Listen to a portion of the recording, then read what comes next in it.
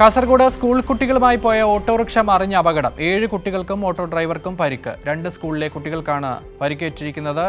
വിവരങ്ങളുമായി സിജു കണ്ണനാണ് ചേർന്നത്. സിജു, എപ്പോഴായിരുന്നു അപകടം? എങ്ങനെയാണ് ഈ പരിക്കേറ്റ കുട്ടികളുടെ ആരോഗ്യനില?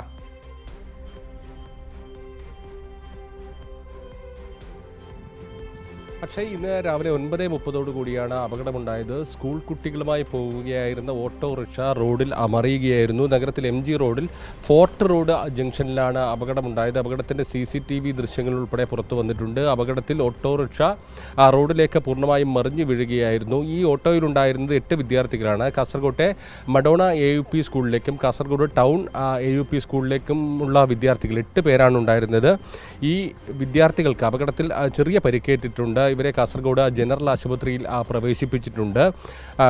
പരിക്ക് നിസ്സാരമാണ് എന്ന വിവരമാണ് ലഭിക്കുന്നത്. അപകടമുണ്ടായ ഉടൻ വഴിയാത്രക്കാരും നാട്ടുകാരും എല്ലാം തന്നെ ഓടിയെത്തി ഈ ഓട്ടോറിക്ഷ ഉയർത്തിയ ശേഷം ഇവരെ പുറത്തേക്ക് എത്തിക്കുകയായിരുന്നു. ഓട്ടോ ഡ്രൈവർ കിഴൂർ സ്വദേശി രമേശനും അപകടത്തിൽ പരിക്കേറ്റിട്ടുണ്ട്. ഒരു കേബിളിനായി എടുത്ത കുഴി റോഡിലുണ്ടായിരുന്നു. ഈ കുഴി വെട്ടിക്കുന്നതിനിടെയാണ് അപകടമുണ്ടായത് എന്നാണ് നാട്ടുകാർ ഉൾപ്പെടെ പറയുന്നത്. ഏതായാലും ഒരു വലിയൊരു അപകടമാണ് ഉണ്ടായത്. ഭാഗ്യവശാൽ കുട്ടികൾക്ക് ചെറിയ പരിക്കുകൾ മാത്രമാണുള്ളത്. കാസർഗോഡ് മഡോണ സ്കൂളിലെ വിദ്യാർത്ഥിയായ 7ാം ക്ലാസ് വിദ്യാർത്ഥി ആരാധ്യ, 1ാം ക്ലാസ് വിദ്യാർത്ഥി അഥർവ്, 2ാം ക്ലാസ് വിദ്യാർത്ഥി അർവിൻ, ടൗൺ ഗവൺമെൻറ് UP സ്കൂളിലെ മറിയം, 5ാം ക്ലാസ് വിദ്യാർത്ഥിയാണ് ദീപ്ന, അനശ്വര, ഇയാൻ സുനിൽ എന്നിവർക്കാണ് പരിക്കേറ്റത്. ഒരു കുട്ടി അപകടത്തിൽ പരിക്കേൽക്കാതെ രക്ഷപ്പെട്ടു. കുട്ടികളുടെ ആരോഗ്യസ്ഥിതി ഇപ്പോൾ മറ്റ് പ്രശ്നങ്ങളൊന്നുമില്ല. ആശുപത്രിയിൽ നിന്ന് ഇപ്പോൾ ഇവർ വീട്ടിലേക്ക് പോയിട്ടുണ്ട് എന്നാണ് മനസ്സിലാക്കാൻ കഴിയുന്നത്. അക്ഷയ്.